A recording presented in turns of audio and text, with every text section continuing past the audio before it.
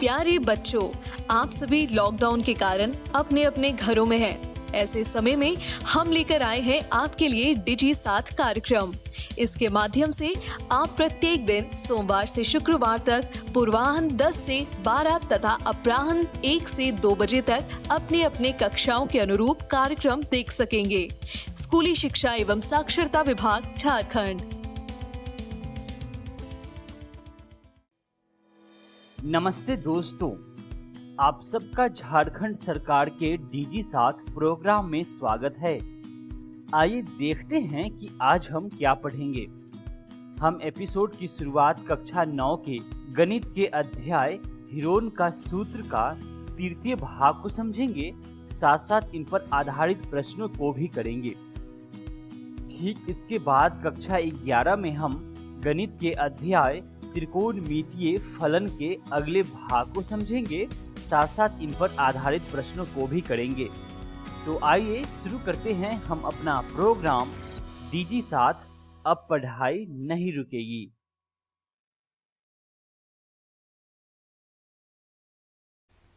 नमस्कार दोस्तों, आज हम हिरोन का सूत्र अध्याय का भाग 3 पढ़ने वाले हैं। हमने हमारे पिछली वीडियो में पढ़ा था त्रिभुज का क्षेत्रफल हिरोन के सूत्र द्वारा। आज के इस वीडियो में हम पढ़ेंगे हिरोन के सूत्र पर आधारित प्रश्न। तो चलिए आगे बढ़ते हैं और शुरू करते हैं हम हमारा आज का भाग। हमारा सबसे पहला प्रश्न है, एक त्रिभुज का क्षेत्रफल ज्ञात कीजिए जिसकी दो भुजाएं 8 सेंटीमीटर और 11 सेंटीमीटर हैं और जिसका परिमाप 32 सेंटीमीटर है। तो आइए बढ़ते हैं इस प्रश्न के हल की ओर। हल में हम सबसे पहले एक त्रिभुज बनाएंगे जिसका नाम हम दे देंगे ABC और मान लेंगे कि उस त्रिभुज की कोई दो भुजा 8 सेंटीमीटर की है और 11 सेंटीमीटर की है। तो जैसा कि आप सब जानते हैं, सबसे पहले हम हल में लिखते हैं कि हमें दिया क्या हुआ है।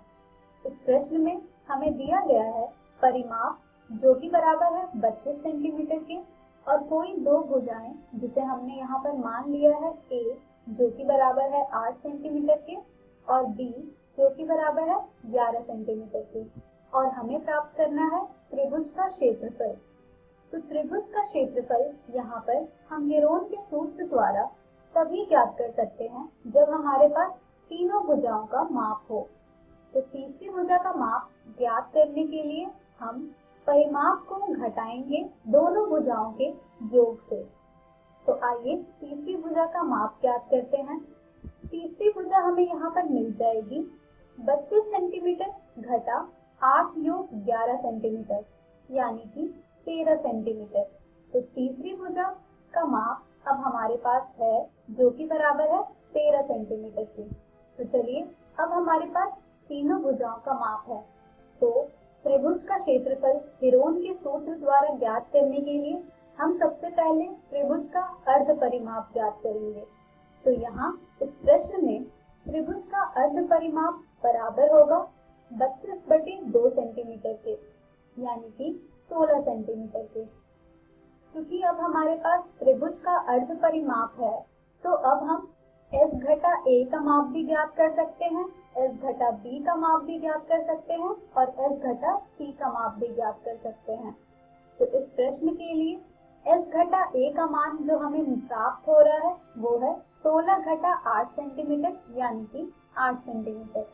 S घटा B का माप जो हमें प्राप्त हो रहा है वो बराबर है 16 घटा 11 सेंटीमीटर के यानी कि 5 सेंटीमीटर के। S घटा C का माप जो हमें प्राप्त हो रहा है वो बराबर है 16 घटा 13 सेंटीमीटर के यानी कि 3 सेंटीमीटर के। तो अब हमारे पास S का माप भी है, S घटा A का माप भी है, S घटा B का माप भी है और S घटा C का माप भी है। तो चलिए अब हम ज्ञात करते हैं त्रिभुज का क्षेत्रफल जो कि बराबर होता है वर्गमूल S गुने S घटा A गुने S घटा B गुने S घटा C।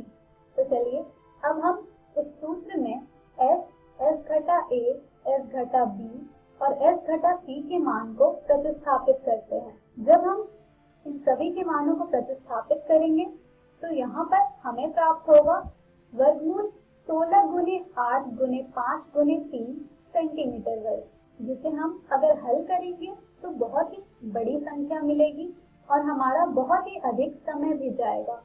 तो चलिए अब हम इन प्राप्त किए गए संख्याओं का गुणनखंडन करेंगे। आइए देखते हैं कैसे। वर्गमूल 16 गुने 8 गुने 5 गुने 3 सेंटीमीटर वर्ग को हम लिख सकते हैं वर्गमूल 2 गुने 2 गुने 2 गुने 2 गुने 2 गुने 2 गुने 2 गुने 5 गुने 3 सेंटीमीटर वर्ग। यहाँ पर हमने 16 को लिखा है 2 गुने 2 गुने 2 गुने 2 और 8 को लिखा है 2 गुने 2 गुने 2, जिसे हम अब हल करेंगे तो हमें प्राप्त होगा 2 गुने 2 गुने 2 गुने वर्गमूल 2 गुने 5 गुने 3 सेंटीमीटर वर्ग। अब आप सोच रहे होंगे कि ऐसा हमने कैसे कर दिया। तो जैसा कि आप सब जानते हैं वर्गमूल 2 गुने 2 को हम लिख सकते हैं 2। इसी तरह हमने बाकी दो वर्गमूल 2 गुने 2 को भी लिख दिया है 2, जिससे कि हम प्राप्त कर पा रहे हैं 2 गुने 2 गुने 2 गुने वर्गमूल 2 गुने 5 गुने 3 सेंटीमीटर वर्ग, जिसे हम हल करेंगे तो हमें प्राप्त होगा 8 गुने वर्गमूल 30 सेंटीमीटर वर्ग। तो इस तरह हमने गिरोन के सूत्र का प्रयोग करके त्रिभुज का क्षेत्रफल ज्ञात किया। चलिए अब हम बढ़ते हैं हमारे अगले प्रश्न की ओर। हमारा दूसरा प्रश्न है, एक त्रिभुजाकार पार एबीसी की भुजाएं 120 मीटर, 80 मीटर और 50 मीटर है। एक मालिन धनिया को इसके चारों ओर एक बाड़ लगानी है और इसके अंदर घास उगानी है। उसे कितने क्षेत्रफल में घास उगानी है? एक 3 मीटर चौड़े एक फाटक के लिए स्थान छोड़ते हुए इसके चारों ओर 20 रुपए प्रति मीटर की दर से कांटेदार बाड़ लगाने का व्यय भी ज्ञात कीजिए। इस प्रश्न में हमें सबसे पहले धनिया को कितने क्षेत्रफल में घास उगानी है ये ज्ञात करना है और दूसरी चीज बाड़ लगाने का व्यय भी ज्ञात करना है। तो चलिए बढ़ते हैं इस प्रश्न के हल की ओर। त्रिभुजाकार की आकृति कुछ इस प्रकार की होगी, जिसमें आप देख पा रहे हैं कि तीनों भुजाएं 120 मीटर, 80 मीटर और 50 मीटर है, जिसमें कि आप देख पा रहे हैं कि 3 मीटर का फाटक छोड़कर बाड़ लगाई गई है। तो आइए देखते हैं कि इस प्रश्न को हम किस तरीके से हल करेंगे। जैसा कि आप सब जानते हैं, सबसे पहले हम यह लिखते हैं कि हमें दिया क्या हुआ है। इस प्रश्न में हमें दिया गया है तीनों भुजाओं का माप, जिसमें हमने मान लिया है कि A बराबर है 120 मीटर के, B बराबर है 80 मीटर के और C बराबर है 50 मीटर के। हमारे पास तीनों भुजाओं का माप है। तो चलिए अब हम त्रिभुज ABC का अर्ध परिमाप ज्ञात करते हैं।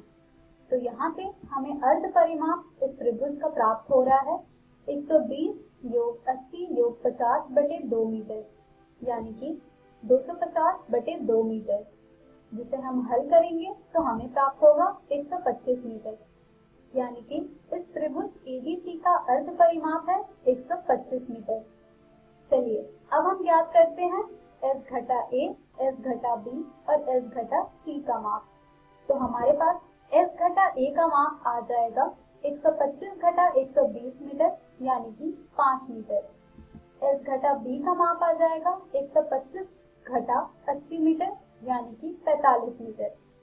S घटा C का माप आ जाएगा 125 घटा 50 मीटर, यानी कि 75 मीटर।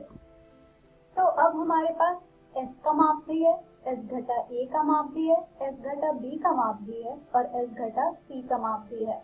तो चलिए अब हम ज्ञात करते हैं घास उगाने का क्षेत्रफल, जो कि बराबर होगा वर्गमूल S गुने S घटा A गुने S घटा B गुने S घटा C।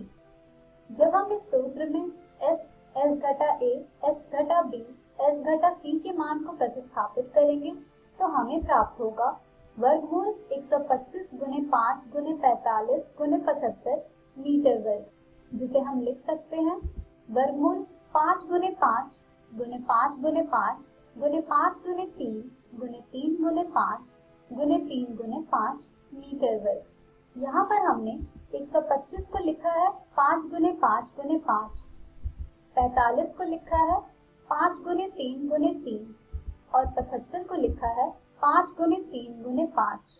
अब हम समान संख्याओं को एक साथ लिख देंगे, जिससे कि हमें प्राप्त होगा वर्गमूल 5 गुने 5 गुने 5 गुने 5 गुने 5 गुने 5 गुने 3 गुने 3 गुने 3 गुने 5 मीटर वर्ग, जिससे कि हमें प्राप्त हो रहा है 5 गुने 5 गुने 5 गुने 3 गुने वर्गमूल 3 गुने 5 मीटर वर्ग।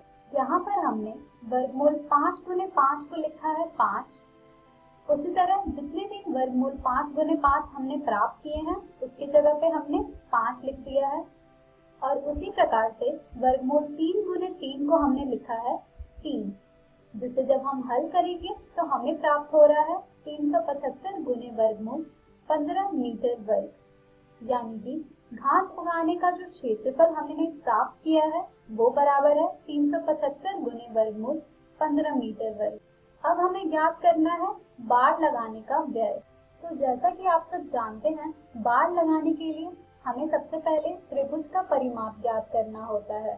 तो यहाँ पर इस पार्क का परिमाप होगा 120 योग 80 योग 50 मीटर, यानी कि 250 मीटर। तो पार्क का परिमाप आया है हमारे पास 250 मीटर, और हमें प्रश्न में कहा गया था कि 3 मीटर का स्थान हमें छोड़ना है। तो आइए पहले परिमाप से 3 मीटर घटाते हैं। तो बाड़ लगाने के लिए आवश्यक तार की लंबाई होगी 250 मीटर घटा 3 मीटर, यानी कि 247 मीटर। तो अब हमारे पास कुल तार की लंबाई आ गई है, जो कि बराबर है 247 मीटर के। चलिए अब हम ज्ञात करते हैं बाड़ लगाने का व्यय। तो बाड़ लगाने का व्यय हमारे पास आ रहा है, जब हम 20 रुपए प्रति मीटर को गुणा करेंगे 247 मीटर से, तो हमें प्राप्त होगा 4940 रुपए, यानी कि बाड़ लगाने का व्यय जो हमने प्राप्त किया है वो है 4940 रुपए। तो इस तरह हमने इस दिए गए प्रश्न में घास उगाने का क्षेत्रफल भी ज्ञात किया और बाड़ लगाने का व्यय भी ज्ञात किया। तो इस तरह से हम हीरोन के सूत्र का प्रयोग करके त्रिभुज का क्षेत्रफल ज्ञात करते हैं। इस तरह के और भी प्रश्न आपको आपकी एनसीईआरटी पुस्तक में मिल जाएंगे, जिन्हें आप जरूर हल करें। आज के इस वीडियो में हमने सीखा हीरोन के सूत्र पर आधारित प्रश्न।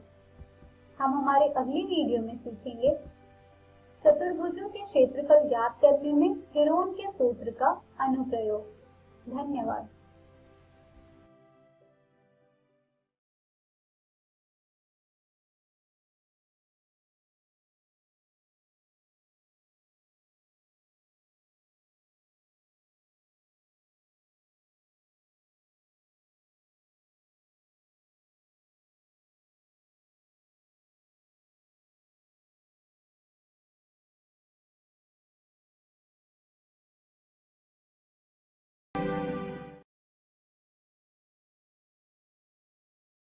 नमस्कार दोस्तों, आज हम कक्षा 11वीं के गणित का अध्याय पढ़ेंगे, जिसका नाम है त्रिकोणमितीय फलन भाग 5।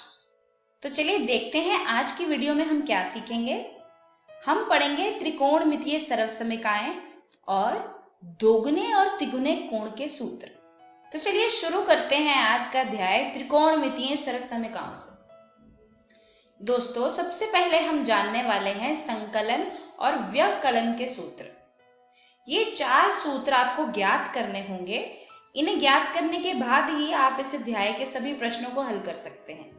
पहला सूत्र है cos x प्लस वाई बराबर cos x गुना cos y minus sin x गुना sin y। दूसरा सूत्र है cos x माइनस y बराबर cos x गुना cos y plus sin x गुना sin y। तीसरा सूत्र कहता है कि sin of x plus y। दोस्तों ध्यान रखिए, यहाँ पर x y दोनों ही कोण हैं और x प्लस y भी एक कोण है। सो sin x प्लस y बराबर sin x गुना cos y plus cos x गुना sin y। इसी तरह से sin x माइनस y बराबर sin x गुना cos y minus cos x गुना sin y। चलिए आगे बढ़ते हैं। आगे हम पढ़ने वाले हैं इन्हीं सूत्रों से कुछ फॉर्मूलाज को। सबसे पहले हम पढ़ते हैं cos pi by 2 minus x. अब दोस्तों इसे हल करने के लिए हम cos x माइनस वाई वाला सूत्र लगा सकते हैं। फर्क सिर्फ इतना है कि यहाँ पर x का मान पाई बाय 2 है और y का मान x है। तो इसे सॉल्व करने के बाद हमारे पास आएगा cos pi by 2 Guna cos x plus sin pi by 2 Guna sin x। ध्यान दीजिए यहाँ पर हमने cos x माइनस वाई वाला सूत्र लगाया है, जो है cos x गुना cos y plus sin x गुना sin y, और यहाँ पर x का मान बदलकर पाई बाय 2 रख दिया गया है और y का मान बदलकर x रख दिया गया है। इसे सॉल्व करने के बाद हमारे पास cos pi by 2 minus x की वैल्यू आएगी sin x। आगे बढ़ते हैं। अगला प्रश्न है sine of pi by 2 minus x. दोस्तों इसे हल करने के लिए हमें ऊपर वाले ही फॉर्मूले को यूज करना होगा। ऊपर वाले फॉर्मूले के अनुसार साइन x का मान होगा cos pi by 2 minus x. अब इस फॉर्मूले में हम sine pi by 2 minus x में जो पाई बाय 2 माइनस एक्स है उसी को कोण मानेंगे। तो इस हिसाब से पाई बाय 2 माइनस एक्स पूरा का पूरा x यानी कोण मान लिया गया है, और इसे हल करने के बाद हमारे पास आएगा cos of pi by 2 minus पूरा कोण जो है पाई बाय 2 माइनस एक्स। इसे हल करने के बाद हमारे पास इसकी वैल्यू आ जाएगी cos x। चलिए दोस्तों आगे बढ़ते हैं। हम कुछ सरसमीकाएं यानी कि आइडेंटिटीज के बारे में पढ़ने जा रहे हैं। सबसे पहले इन सभी आइडेंटिटीज को एक बार नजर डाल लेते हैं और फिर एक एक करके इन्हें समझने की कोशिश करते हैं। सबसे पहले हमारे पास है cos pi by 2 plus x बराबर माइनस साइन एक्स। दोस्तों पाई बाय 2 जमा एक्स यानी कि दूसरे चतुर्थांश के बारे में बात हो रही है, और दूसरे चतुर्थांश में cos फंक्शन नेगेटिव होगा, और साथ ही साथ cos फंक्शन के मान को पाई बाय 2 यानी कि 90 डिग्री की फॉर्म में लिखा गया है। तो हम cos फंक्शन को बदल देंगे sin फंक्शन में, यानी कि जब पाई बाय 2 यानी 90 डिग्री और 270 डिग्री की बात हो, किसी भी कोण के मान को 90 डिग्री या 270 डिग्री में लिखा हो, तो हम उस फंक्शन की वैल्यू को बदल देते हैं। cos को sin बना देंगे, सीकेंड को कोसीकेंड बना देंगे, टेंजेंट को कॉट बना देंगे। और ऐसी आइडेंटिटीज को हल करने के लिए हमें खास ध्यान रखना होगा चतुर्थांश का। इसी तरह से sine pi by 2 plus x बराबर cos x। अब यहाँ पर भी दूसरे चतुर्थांश की बात हो रही है, पर साइन दूसरे चतुर्थांश में पॉजिटिव होता है, इसीलिए कोई नेगेटिव साइंस हमें हल में नहीं दिख रहा। पर यहाँ पर एंगल को फिर पाई बाय 2 की फॉर्म में लिखा गया है, तो हम साइन को बदलकर cos लिख देंगे। इसी तरह से cos पाई माइनस एक्स बराबर माइनस cos x। अब ये कैसे आया? यहाँ पर बात फिर दूसरे चतुर्थांश की हो रही है, और दूसरे चतुर्थांश में cos फंक्शन नेगेटिव होगा, इसीलिए एक माइनस का साइन आपको दिख रहा है। और साथ ही साथ यहाँ पर पाई बाय 2 यानी कि 90 डिग्री और 3 पाई बाय 2 यानी कि 270 डिग्री की फॉर्म में एंगल को नहीं लिखा गया, एंगल को लिखा गया है पाई की फॉर्म में, इसीलिए फंक्शन एज इट इज रहेगा, वो बिल्कुल भी चेंज नहीं होगा। तो इस प्रश्न का हल आएगा माइनस cos x। इसी तरह से साइन पाई माइनस एक्स को हल करके हमारे पास आंसर आएगा sin x। चलिए इसकी थोड़ी और प्रैक्टिस करते हैं। ये कुछ आइडेंटिटीज है, एक एक करके इनको भी ध्यान देते हैं। सबसे पहली है cos पाई प्लस एक्स बराबर माइनस cos x। अब इसमें पाई प्लस एक्स यानी कोण का मान है पाई प्लस एक्स, तो ये तीसरे चतुर्थांश की बात हो रही है, और तीसरे चतुर्थांश में भी cos फंक्शन नेगेटिव है, इसलिए हमने एक माइनस का साइन लिख दिया है। और क्योंकि एंगल को यानी कोण को पाई की फॉर्म में लिखा है, तो हम cos को cos ही रहने देंगे। इसी तरह से साइन पाई प्लस एक्स बराबर माइनस साइन एक्स, क्योंकि तीसरे चतुर्थांश की बात हो रही है, और तीसरे चतुर्थांश में साइन फंक्शन माइनस का होगा, और साथ ही साथ पाई है, तो साइन फंक्शन बिल्कुल भी बदलेगा नहीं। cos 2 pi minus x। दोस्तों ध्यान दीजिए, यहाँ पर अब चौथे चतुर्थांश की बात हो रही है और चौथे चतुर्थांश में cos फंक्शन पॉजिटिव होता है, इसीलिए यहाँ पर आपको माइनस का साइन नहीं दिख रहा। और साथ ही साथ 2 पाई यानी कि 360 डिग्री, यहाँ पर ना आपको पाई बाय 2 दिख रहा है ना 3 पाई बाय 2 दिख रहा है, यानी कि पाई और 2 पाई पर फंक्शन बिल्कुल भी नहीं बदलेगा और पाई बाय 2 और 3 पाई बाय 2 पर फंक्शन की वैल्यू चेंज हो जाएगी। इसी तरह से साइन 2 पाई माइनस एक्स बराबर माइनस साइन एक्स होगा। चलिए आगे बढ़ते हैं दोगुने कोण के सूत्र। सबसे पहला सूत्र है साइन 2x बराबर 2 साइन x गुना cos x। दोस्तों आप इसे नोट कर लीजिए। इसी तरह से cos 2x बराबर cos square x minus sine square x। अब दूसरे चरण में हमने cos स्क्वायर x को ऐसे ही लिख दिया और साइन स्क्वायर x को बदलकर 1 माइनस cos स्क्वायर x लिख दिया। दोस्तों हमने अपने पिछले अध्याय में पढ़ा था कि cos square x plus sine square x बराबर 1 होता है और उसे ही हमने बदलकर साइन स्क्वायर x की वैल्यू को 1 माइनस cos स्क्वायर x लिख दिया। इसको हल करने के बाद हमारे पास cos 2x की वैल्यू आ जाएगी 2 cos स्क्वायर x माइनस 1। चलिए दोस्तों आप इस सूत्र को याद कर लीजिए। आगे बढ़ते हैं। दोस्तों ये वाला जो सूत्र है tan x प्लस y बराबर tan x plus tan y भाग 1 माइनस tan x गुना tan y, ये तभी पॉसिबल होगा, ये तभी माननीय होगा अगर x, y और x प्लस y में से कोई भी कोण पाई बाय 2 का विषम गुणांक नहीं है। यहाँ पर x भी कोण है, y भी कोण है और इन दोनों कोणों का जमा यानी x प्लस y भी एक कोण है। चलिए देखते हैं ये फॉर्मूला आया कहां से। हम जानते हैं tan x प्लस y बराबर होगा sin x प्लस y भाग cos x प्लस y के। दोस्तों हमने अपने पिछले अध्याय में पढ़ा था कि अगर cos फंक्शन का कोण का मान पाई बाय 2 का विषम गुणांक होगा तो cos फंक्शन का मान 0 हो जाएगा और अगर cos फंक्शन का मान 0 हो गया तो tan फंक्शन का मान इन्फिनिटी हो जाएगा, यानी tan फंक्शन माननीय नहीं होगा। तो इसको बचाने के लिए हमें cos फंक्शन के कोण के मान को पाई बाय 2 का विषम गुणांक यानी पाई बाय 2 का ऑड मल्टीपल नहीं बनाना। तो चलिए देखते हैं ये फॉर्मूला आया कहां से। हमने tan x प्लस y को लिखा है tan x प्लस y बराबर sin x प्लस y बटा cos x प्लस y।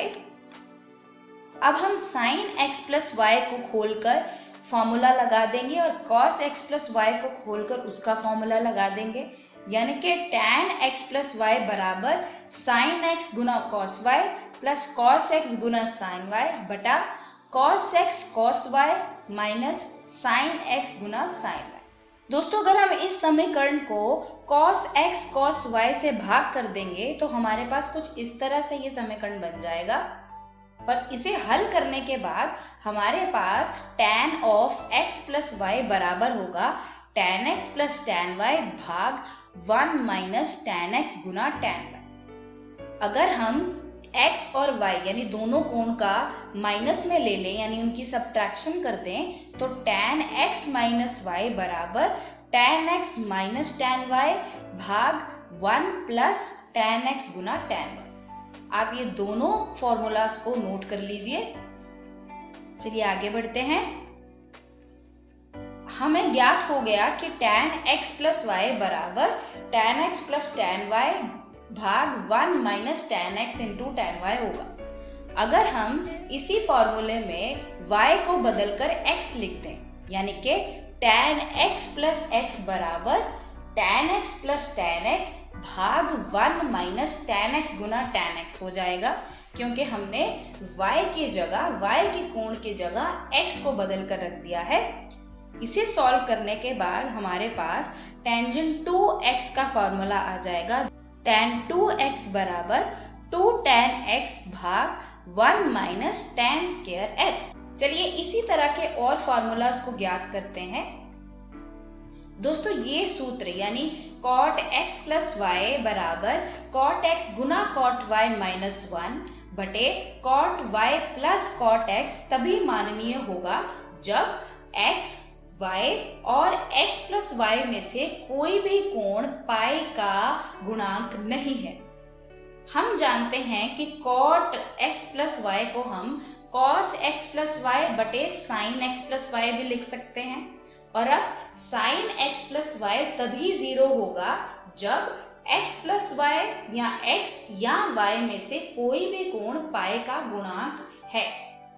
दोस्तों हम अपने पिछले अध्याय में पढ़ चुके हैं कि sin n पाई होता है 0 के बराबर, यानी कि अगर साइन के कोण का मान n पाई हो, यहाँ पर n पूर्ण संख्या है यानी इंटीजर, अगर साइन के कोण का मान n पाई है तो साइन की वैल्यू होगी 0 और अगर साइन की वैल्यू 0 के बराबर है तो कॉट फंक्शन की वैल्यू इंफिनिटी होगी और अगर कॉट फंक्शन का मान इंफिनिटी होगा तो ये फंक्शन एग्जिस्ट नहीं करेगा। यानी कि अगर x प्लस वाई के कोण का मान पाई के गुणांक नहीं है तो कॉट फंक्शन एग्जिस्ट करेगा और ऊपर वाला फॉर्मूला तभी वैलिड है। चलिए देखते हैं ये फॉर्मूला आया कहाँ से। हमने कॉट को कॉस बटे साइन की फॉर्म में लिख लिया, उसके बाद हमने दोनों फॉर्मूलाज को खोल कर लिख दिया। cos x प्लस वाई को cos x गुना cos y minus sin x गुना sin y बटे sin x प्लस y को लिखा sin x गुना cos y plus cos x गुना sin y। और यदि हम इस समीकरण को sin x sin y से भाग कर दें तो हमारे पास इस तरह से ये समीकरण बन जाता है। इसे फिर सॉल्व करने के बाद हमारे पास ये फॉर्मूला आ जाता है जो है cot x प्लस वाई बराबर cot x गुना cot y माइनस 1 बटे cot y plus cot x। और अगर हम x और y का डिफरेंस ले लें तो फॉर्मूला आएगा cot x माइनस y बराबर cot x cot y plus 1 बटे cot y minus cot x। दोस्त आप दोनों फॉर्मूले को याद कर लीजिए। चलिए बढ़ते हैं आज के अध्याय के अंतिम पड़ाव की ओर, त्रिगुणे कोण के सूत्र। दोस्तों ये तीन फॉर्मूलाज को आपको याद करना होगा। सबसे पहला फॉर्मूला है sin 3x बराबर 3 sin x minus 4 sin cube x। इसी तरह से cos 3x बराबर 4 cos cube x minus 3 cos x और टेंजेंट 3x बराबर 3 tan x minus tan cube x बटा 1 माइनस 3 tan स्क्वायर x। इसी तरह से इन चार फार्मूलाज को भी आपको ज्ञात करना होगा। सबसे पहला फार्मूला है 2 cos x गुना cos y बराबर cos x plus y plus cos x minus y। 2 sin x cos y बराबर sin x plus y plus sin x minus y। 2 cos x sin y बराबर sin x plus y minus sin x minus y और 2 sin x sin y बराबर cos x minus y minus cos x plus y। दोस्तों आज पढ़े गए सभी समीकरणों को आपको याद रखना होगा। आपके पूरे अध्याय में ये आपको प्रश्न सॉल्व करने में बहुत हेल्प करेंगे। चलिए देखते हैं आज की वीडियो में हमने क्या सीखा। हमने पढ़े दोगुने कोण के सूत्र और तिगुने कोण के सूत्र। हमारी अगली वीडियो में हम सीखेंगे प्रांत तथा परिसर के बारे में और त्रिकोणमितीय फलनों के चतुर्थांश। तब तक के लिए सीखते रहिए।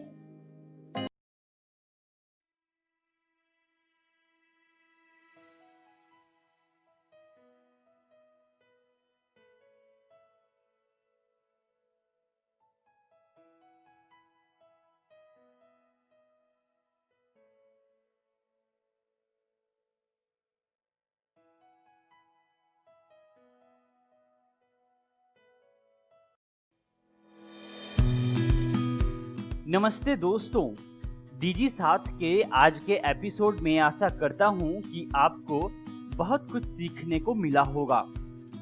आइए देखते हैं कि आज हमने क्या क्या पढ़ा।